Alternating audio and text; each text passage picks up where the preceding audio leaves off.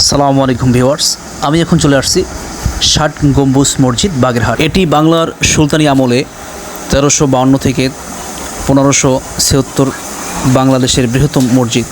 এটি সুন্দরবনের গভর্নর খান জাহান আলী দ্বারা নির্মিত হয়েছিল।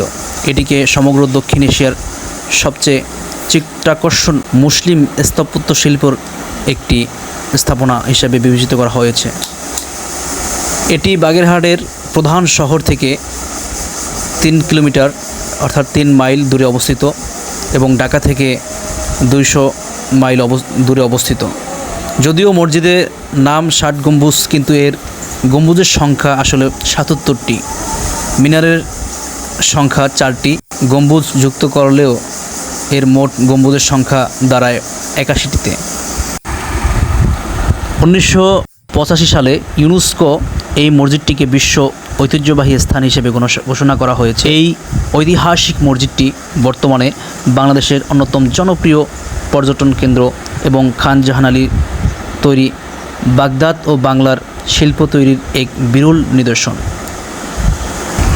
মসজিদটি উত্তর দক্ষিণে বাইরের দিক থেকে প্রায় 160 ফুট ও ভিতরের দিক থেকে প্রায় 143 ফুট লম্বা এবং পূর্ব পশ্চিমে বাইরের দিক থেকে প্রায় 104 ফুট এবং ভিতরের দিক থেকে প্রায় 88 ফুট চওড়া।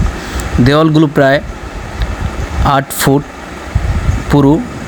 কালের বিবর্তনে লোকমুখে ষাট গম্বুজ মসজিদ বলতে ষাট গম্বুজ নামকরণ হয়ে যায়। সেই থেকে ষাট গম্বুজ নামে পরিচিত লাভ করে। এবং এর পাশাপাশি রয়েছে জাদুঘর, যে জাদুঘরে পুরনো মাটির ফলক এবং পুরনো অনেক মাটির হাঁড়ি পাতিল দেখতে পাওয়া যায়।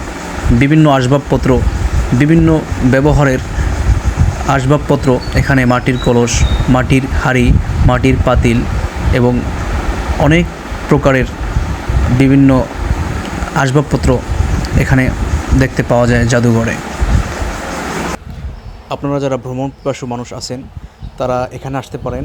এখানে এসে এটা উপভোগ করতে পারেন। আশা করি আপনাদের কাছে অনেক ভালো লাগবে।